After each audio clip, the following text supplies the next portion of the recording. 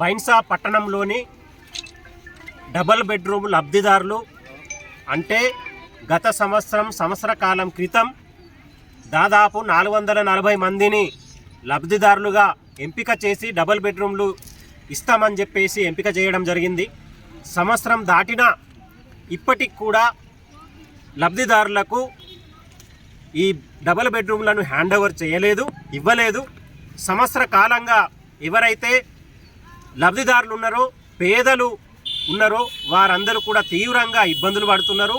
రెంటిండ్లల్లో ఉంటూ ఈరోజు ఒక్కొక్క బైన్సా పట్టణంలో 3,000 4,000 కిరాయి ఉన్నది ఒక ఇల్లుకు. మరి అట్లాంటి 440 మంది కిరాయి ఇప్పుడు ఒక సంవత్సర కాలము ఎన్ని కోట్లు అయితే అని చెప్పేసి మేము ప్రభుత్వాన్ని అడుగుతున్నాము.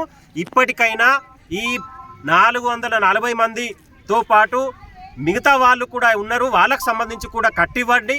దీనికి సంబంధించి రేపు మేము కలెక్టర్ ఆఫీస్కి వెళ్ళడం అనేది జరుగుతుంది. లబ్ధిదారులందరూ కూడా రేపటి కార్యక్రమంలో పాల్గొనాలా.